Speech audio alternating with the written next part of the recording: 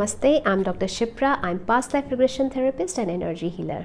तो आज के हमारे वीडियो का टॉपिक है फियर्स एंड फोबियाज़। तो सबसे पहले हमें ये समझने की ज़रूरत है कि फियर्स एंड फोबियाज़ में डिफरेंस होता है। ये दोनों अलग अलग होते हैं। फियर्स क्या होते हैं? फियर का नेचर जो है वो रैशनल होता है, यानी कि कहीं ना कहीं आपको मन में पता होता है कि इस चीज़ से या सिचुएशन से मुझे खतरा हो सकता है, तब आपको वो सिचुएशन या चीज़ से डर लगता है, फियर लगता है। थोड़ा बहुत फियर तो हर किसी को किसी ना किसी चीज़ से होता ही है, और थोड़ा बहुत फियर होना ज़रूरी भी है क्योंकि ये हमें खतरों से बचाता है, सेफ़ एंड सिक्योर लगता है। लेकिन अगर आपका फियर इतना बढ़ जाए कि वो आपकी लाइफ को हैम्पर कर रहा है, आपको रोज़मर्रा के कामों में तकलीफ़ दे रहा है, तो आपको उस पर वर्क करने की ज़रूरत है। अब बहुत तरीके के फियर लोगों में हो सकते हैं, जैसे fear of loneliness, fear of failure, fear of examination, fear of height, fear of water. तो ये तरीके के फियर हो सकते हैं। लेकिन फोबिया क्या होता है?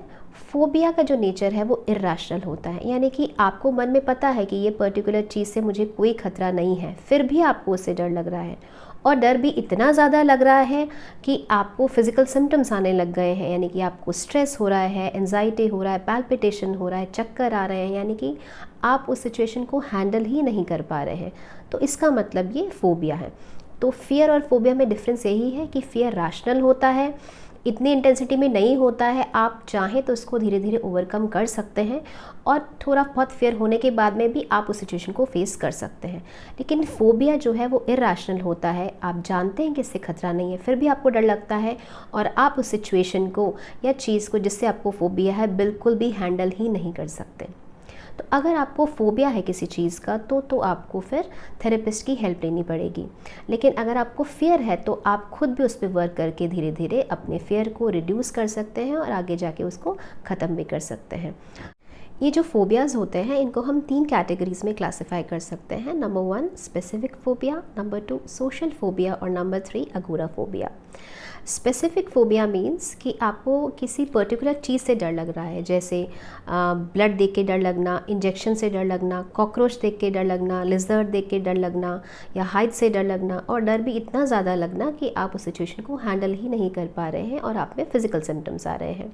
दूसरा होता है social phobia. Social phobia means लोगों से डर, यानी कि उन सभी सिचुएशंस में डर लगना जहाँ पे भी सोशल इंटरेक्शन इन्वॉल्व है। जैसे अगर इंटरव्यू देने जाना है तो डर लग रहा है बहुत ज़्यादा, अगर आपको पब्लिक स्पीकिंग करना है तो आपकी टांगें कांप रही हैं, अगर आपको कोई बोल दे सोशल गैदरिंग में डांस करने के लिए तो आपको पसीने आ रहे हैं।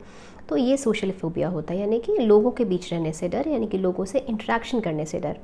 तीसरा होता है अगोराफोबिया। अगोराफोबिया होता है फियर ऑफ स्पेसेस, यानी कि किसी पर्टिकुलर प्लेस या स्पेस में जाने से आपको डर लगना, जैसे कि माउंटेन एरिया में जाने से डर लग रहा है, अगर आपको वाटर बॉडी के पास जाने से डर लग रहा है, आपको प्लेन में ट्रैवल करने से डर लग रहा है, आपको बहुत ज़्यादा खुली स्पेस से डर लग रहा है, आपको इनक्लोज स्पेस से डर लग रहा है, तो ये होता है अगोराफोबिया।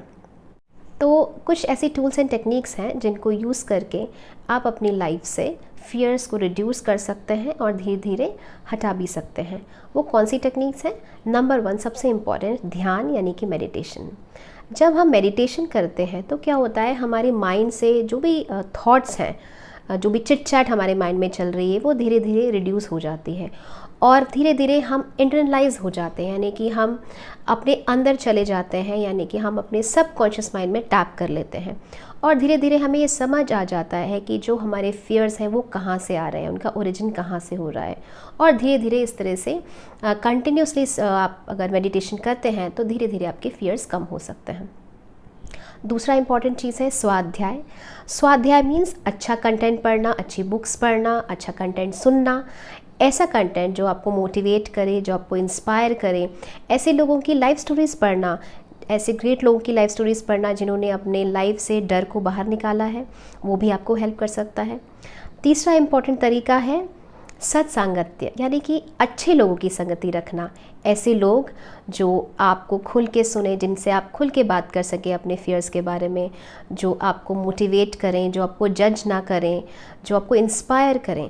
ये आपके फैमिली मेम्बर्स हो सकते हैं, ये आपके फ्रेंड्स हो सकते हैं, ये आपके गुरुजन हो सकते हैं। इनसे बात करके, इनके साथ रहने से भी आप अपने फियर्स को धीरे धीरे रिड्यूस कर सकते हैं।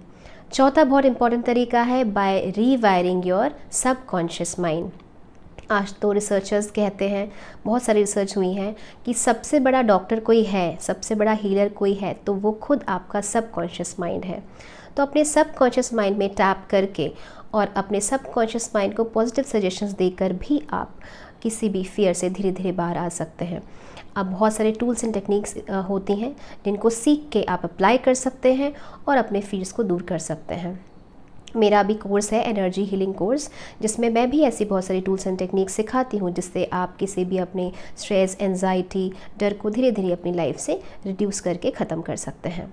और फिफ्थ यानी कि last but not the least, किसी भी थेरेपिस्ट की हेल्प से भी अपने फियर को रिड्यूस कर सकते हैं या हटा सकते हैं।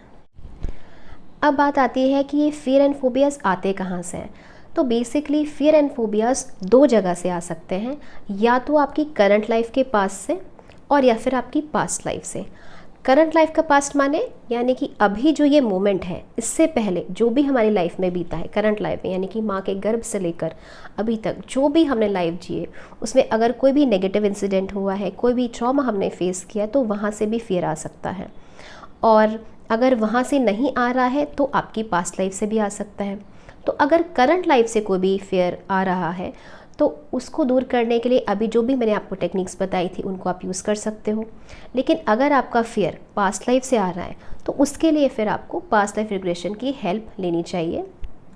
पास्ट लाइफ रिग्रेशन में क्या होता है कि अगर आपका कोई भी फियर है, उसके लिए आप पास्ट लाइफ रिग्रेशन की हेल्प लेते हैं, तो जब आप अपने सबकॉन्शियस माइंड के थ्रू उस पास्ट लाइफ की मेमोरी को रिट्रीव करते हैं जहाँ से वो जो ट्रॉमा था या फियर था वो ओरिजिनेट हुआ था, उसको रीलिव करते हैं, तो धीरे धीरे हीलिंग अपने आप हो जाती है।